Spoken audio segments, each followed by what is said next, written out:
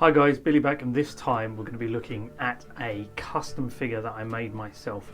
Now I'm waiting for the Blitzway Hunters Dr. BB figure to release. It's the last in the Hunters range and unfortunately it's stuck in Hong Kong. Apparently the box is way too heavy and it can't be shipped by the normal routes.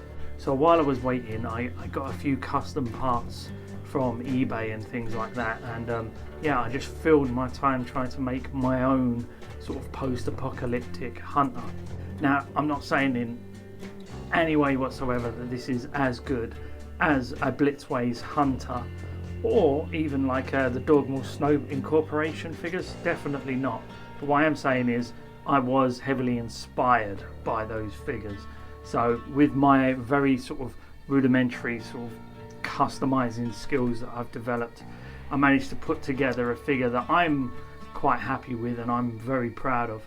It took me a little while, but it was one of those labours of love where you just spend a little bit of time every day doing a little bit here, doing a little bit there, and over the coming like weeks or months, it doesn't matter how long it takes you, you end up with something that you're quite proud of.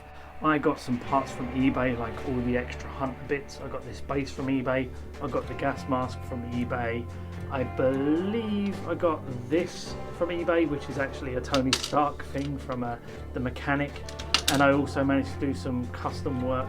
A lot of this head sculpt is really great. It's sort of pseudo anime, sort of really sort of punk style head that I as soon as I saw it I was like, I'm going to buy that and I know I'm going to use it for something. I don't know what, but I know I'm going to use it for something. I will take the camera off the stand and we will zoom in and have a look at the details, and I will probably try and tell you exactly how and where I got the items that I got, just to help out, because I know a lot of people in the comments, whenever you do a video like this, there's always a few that will ask, oh, where did you get this, where did you get that? So I will try and point out where possible exactly the parts I used and the sort of techniques I used and whatnot, just to give it some more detail and show you where the inspiration came from.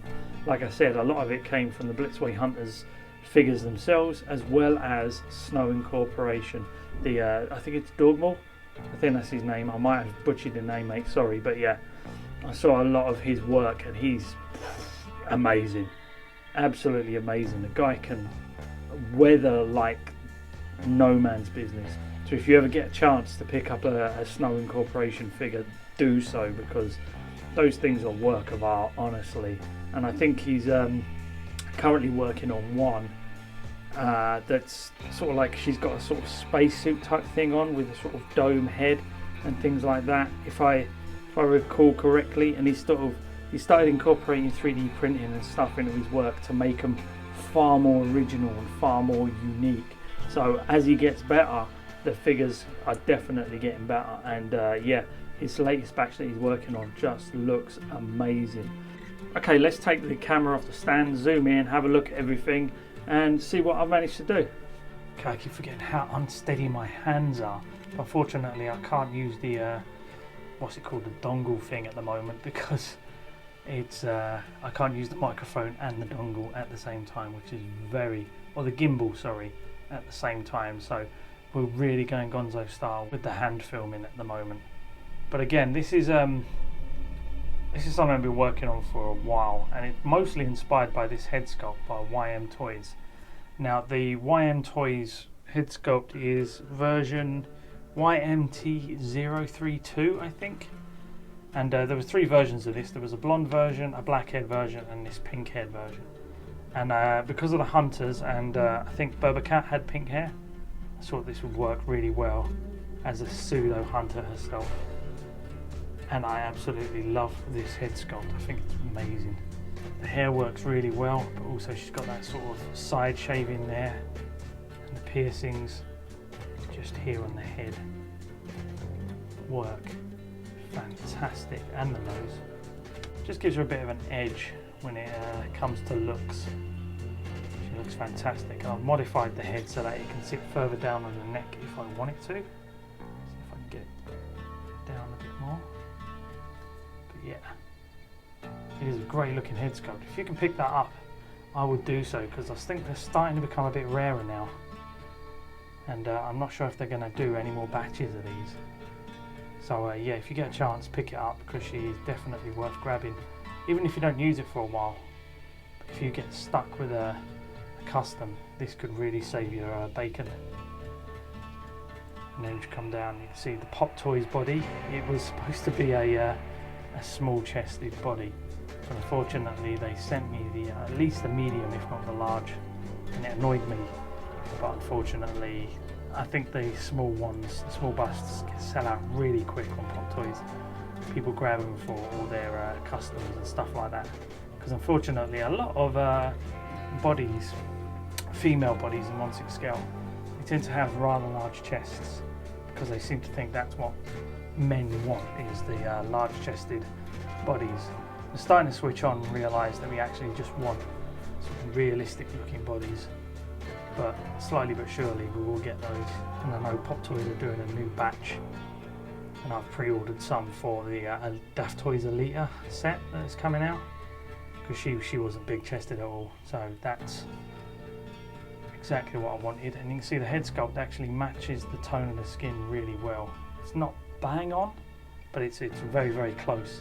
And this is pale skin, and I've weathered the body up so that she looks pretty cool. And coming down into the t-shirt, and these beads are from Blitzway Hunter as well. I got these on eBay. There was a guy selling bits. See, I was hunting for the backpack for the boy, because my one didn't come with the backpack and it was irritating the life out of me. And yeah, I contacted a guy on eBay that was selling the sniper rifle. He said, "You don't have any more parts for Blitzway Hunter, do you?" And he was like, "Yeah, I do actually. I'll have a look in my thing." And he pulled out a bloody base. He pulled out the gas mask. He pulled out the cybernetic robot thing that the boy carries. He had that sniper rifle, like I said, and he had these beads. So I snatched up as much as I could with the cash I had, because I was like, yeah, those are the base is just amazing. So I decided I was definitely going to grab that if I could, because these work with so many other figures as well, not just this guy's. But actually, when I came in to do the base, I even put some sort of more the sort of brass, what's that called?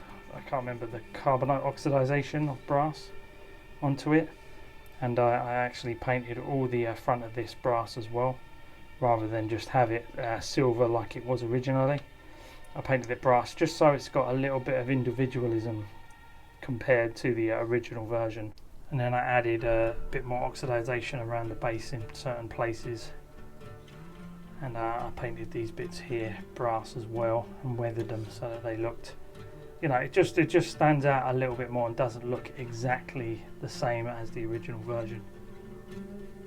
But yeah, the t-shirt here was just a cute bunny t-shirt I found on eBay and just chopped it up to bits, and then I put it on the body, and I've just been working on getting the body, the t-shirt sort of fitted around it. I sort of glued bits down in places. I folded these bits up here to try and get it so it rides up a little bit. It gets to be a little bit more, I don't know, just more fit into the body, because before it was very frumpy and it didn't really work. But yeah, done a lot of folding and gluing down and stuff like that. So if you come around the back, turning it, you can see all these little pleats in the t-shirt here.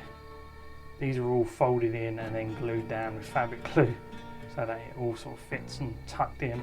There's a bit under here that's all sort of tucked in and glued down, so that it stays where it is. And yeah, I think it works really well, especially for like this sort of post-apocalyptic sort of future tech, but not really sort of figure. Sorry, it keeps going out of focus for some reason, so every so often I have to tap the screen to get it to focus again. But yeah, she's then got these beads from the boy.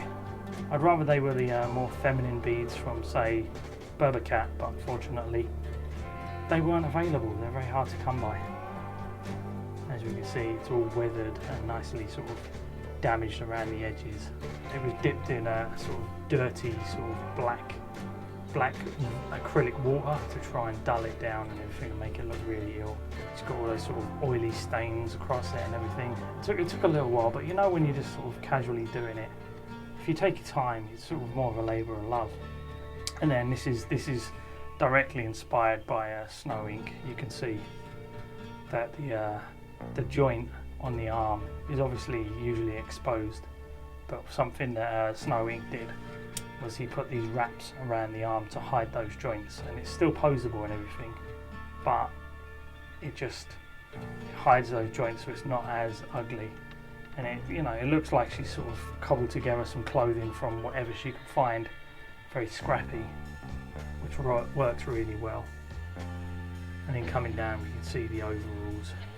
Now these overalls are from Very Cool, I think. Very Cool overalls. I think it's, what's the code on that? VCL 1004. VCL 1004. And they're sort of mechanic clothing. And then I just weathered the hell out of them. Just really went to town making this look like it has been through the trenches. Completely worn down, completely used, stained, worked on. And then I had to bring it around, and you know, when you put it on the body, it takes a while to fit these things onto the body. So what ended up happening was I stained the overalls, weathered them, everything, and then went round the back while they were wet, put them on her, and then sort of folded the clothing down so that it all sort of drapes down and actually has a bit of weight to it. And then a little dab of fabric glue here and there really helps keep those overalls sticking downwards. So again, so they look like they have a bit of weight and don't just fluff out everywhere. And then the hands here, I think those beads are from Painkiller Jane.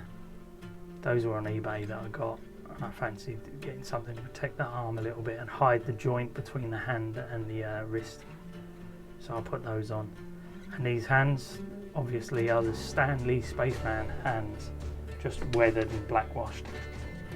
And they work really well, especially because this is supposed to be a hunter. These guys have really oversized hands compared to the rest of their body, especially Berbercat. Her gloves are massive, so that's why I went with these sort of spaceman hands on this lady to give her bigger hands.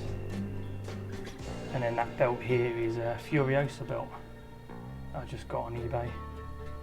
And this gun, now this gun is the Blitzway Hunters are known for their over-the-top, stupidly big guns. If we come down, we can see this is Berbercat's gun. It's ridiculously huge, over the top and elaborate, very anime style. And the same with his sniper rifle. I mean, it's bigger than him. And this is where I got the inspiration for this lady's gun here, because it sort of works in line with this sort of colour tone and sort of design of this sniper rifle with the wraps on and everything and the black wash. And this one here is exactly the same. Now what I did with this was I used a Gatling gun, obviously. Hold on a sec, I'm going to have to put the camera down because I can't take this out of her hand without knocking it over, so give me a second. Okay, so as you can see, I used the Gatling gun and I customized it and fit it onto a, what's the name? An MG62 gun, 1/6 scale. Two very simple 1/6 scale model kits you can buy on eBay for a couple of £1 each. And yeah, I just managed to fit these two together in some sort of weird pseudo sort of kit bash way. So it looks like she's got like a serious sort of destruction gun. It's insane. And obviously I've put wraps on it, just where I think the wraps would have been appropriate. And I put little water decals onto this to make it look like there are warning signs, like this is some sort of weird tech that they've stitched together. And she carries that around, and that's like her demolition gun. That's the thing she messes people up with. And as you can see, it sort of fits in quite nicely with the sniper rifle sort of style and design. I haven't been able to get any wiring or anything. That's something I wanted to do, is get some of this sort of wiring and put this in. But it's been a bit of a pain in the butt to get some that looked right, for me anyway. So yeah, this is still a work in progress. There's a couple of little bits like the wiring would be really good for it. But other than that, when she's walking around carrying this, it does look pretty good. It's pretty mad. It is quite literally a Gatling gun that's been taken apart, and then the end of it has been stuck into the ammo barrel of the MG62, and then they've sort of been strapped together with wrappings and stuff. Simple but effective, I think. And again, the water decals on there just really help to sell the authenticity of it, as well as like the paint chips and scratches and the weathering that I've put on it to make it look like it's well worn and very used. Okay, moving on from the gun, let's get back to the figure.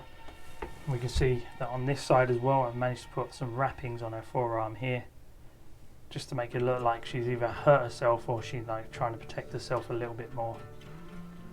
And then you can see the Stanley hand. Now I will be looking for some more beads or something like that to put around that wrist. Maybe not the same as those, because I'd like it to be a bit more asymmetrical. But obviously I'd rather they had some sort of bead, just to thicken out the wrist here to make it, I don't know, flow a little better. Just make it look like it's not a hand stuck on the end of this that's too big. But yeah, coming down, this is again another direct inspiration from Snow Ink, which are the grenades hanging from the belt. And I repainted these and weathered them just so that they could look a little bit more in keeping with the Blitzway Hunters sort of red, green and sort of yellow stylings that the figures are very well known for. They have those sort of accents throughout the whole figure. You can see there's some sort of greens and yellows sort of accented through here, the reds on here. Again, we've got those greens on here. There's that red on the end of the grenade there. Just those little accents that sort of splattered throughout the figure design. I wanted that to kind of work for this here as well. Now, I'm not saying it is as good. This is as good as those. I'm just saying it was something little custom that I was working on. I was really enjoying just sort of the make and do process. And obviously she's got another gun just sitting in her pocket here. This is very similar to Berbercat's sort of sidearm. It's just a simple sort of die cast 6-shooter. It's been weathered and battered. And yeah, it looks really cool. And it's one of those little attention to detail things that you don't notice first of all when you're first looking at it. But if you look closely enough, you will see these little things sort of poking out everywhere. And then she's got this sort of singular knee pad on, which I really like, because there is a slight bit of asymmetry that goes on with sort of Snow Ink and the Blitzway Hunters. And this knee pad works really well to sort of highlight that sort of asymmetry that goes on throughout those designs. Coming down, we can see I've weathered the boots to heck. Really made them muddy and gross, and really got a lot of crap splattered up and everything. Like, these boots should not be clean whatsoever. And these boots are actually part of the very cool overall set. I was going to buy her different boots. I was going to get separate ones for her. But then when these arrived, I was quite impressed by them. I was like, these are actually really nice. So I ended up keeping them and just weathering them, and they work really well for the figure. Now, while I was doing this arm piece here, it was just like some fabric from some striped tights that I bought, and made a wrap out of them just for the hiding the joints.